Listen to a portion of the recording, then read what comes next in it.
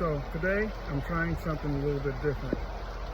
I got a Johnson 150 horsepower and the rectifier went out.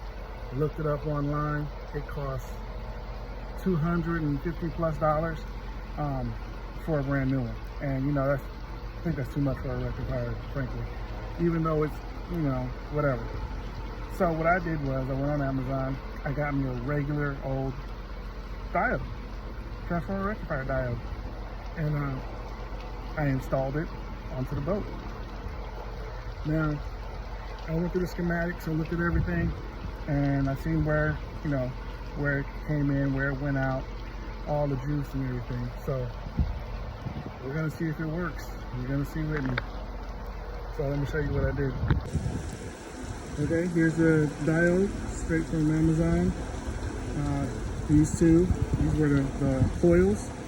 They're pushing, and I checked the coils for voltage while it was running, and we're pushing out 13 volts out of here. It's going to go down into here from AC, change to DC, go back up. This right here wire leads to the batteries. This right here is a ground that I created. I just added the ground here. These wires were separated with a jumper in between. Where's that jumper? Oh, well, I done lost the jumper. But I took the jumper out, connected these two wires together, and then ran this one to here, and then this one over here to the ground, and we're gonna see what happens in real time. See if I can get you.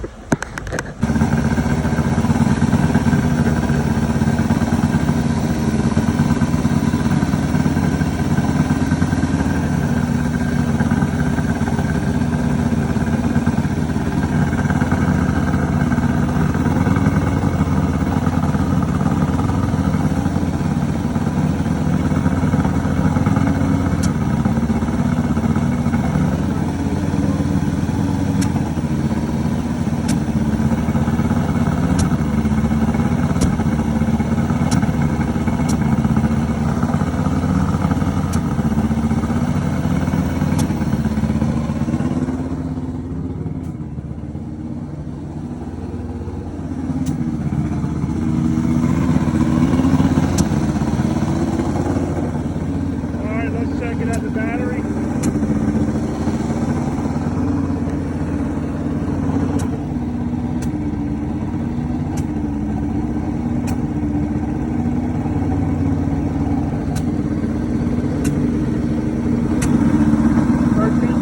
We're charging for $2 for semi-fit.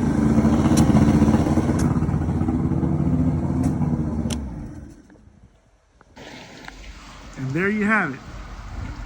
You don't need to pay $200 to replace that rectifier up here. And I'm talking about this guy right here. I hope I'm getting you in the video. This guy right here, all these crazy wires. You don't need $200. You don't need to pay the $200, $300 to get it. You go ahead, you separate it, you put in a regular diode, and you get back on the water. That's how you do it for less than $5. Take it easy.